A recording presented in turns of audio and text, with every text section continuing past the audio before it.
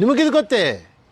ಆಂಜನೇಯ ಸ್ವಾಮಿಯನ್ನು ಸ್ತ್ರೀ ರೂಪದಲ್ಲಿ ಪೂಜೆ ಮಾಡುತ್ತಿರುವುದು ಭಾರತದಲ್ಲಿ ಒಂದೇ ಒಂದು ಪ್ರದೇಶದಲ್ಲಿ ಮಾತ್ರ.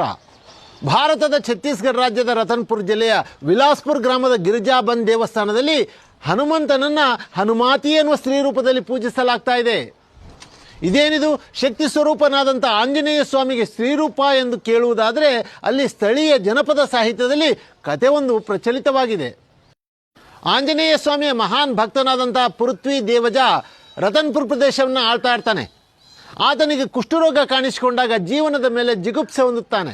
ಆಗ ಆಂಜನೇಯ ಸ್ವಾಮಿ ಆತನ ಕನಸಿನಲ್ಲಿ ಕಾಣಿಸಿಕೊಂಡು ನನಗಾಗಿ ಪ್ರತ್ಯೇಕವಾದಂಥ ದೇವಸ್ಥಾನವನ್ನು ಕಟ್ಟು, ಹಾಗೆ ಮಹಾಮಾಯ ಕುಂಡದಲ್ಲಿರ್ತಕ್ಕಂಥ ಮೂರ್ತಿಯನ್ನು ತೆಗೆದು ಪ್ರತಿಷ್ಠಾಪನೆ ಮಾಡು, ನಿನ್ನ ಇಷ್ಟಾರ್ಥಗಳನ್ನು ಈಡೇರಿಸುತ್ತೇನೆ ಅಂತ ಹೇಳಿದಾಗ ದೈವೇಚ್ಛೆಯಂತೆ ಪೃಥ್ವಿ ದೇವಜ ದೇವಸ್ಥಾನವನ್ನು ಕಟ್ಟಿಸಿ ಮಹಾಮಾಯ ಕುಂಡದಲ್ಲಿರ್ತಕ್ಕಂಥ ಮೂರ್ತಿಯನ್ನು ತೆಗೆಸಿ ನೋಡಿದಾಗ ಅದು ಸ್ತ್ರೀರೂಪದಲ್ಲಿತ್ತು. ಅದನ್ನೇ ಪ್ರತಿಷ್ಠಾಪನೆ ಮಾಡಿ ಹನುಮಾತಿ ಎಂದು ಸಂಬೋಧಿಸಿ ತನಗೆ ಬಂದಿರತಕ್ಕಂಥ ಕುಷ್ಠರೋಗವನ್ನು ನಿವಾರಣೆ ಮಾಡಿ ಜೊತೆಗೆ ಬರುವ ಎಲ್ಲ ಭಕ್ತರ ಇಷ್ಟಾರ್ಥಗಳನ್ನು ಈಡೇರಿಸು ಎಂದು ಬೇಡಿಕೊಂಡ.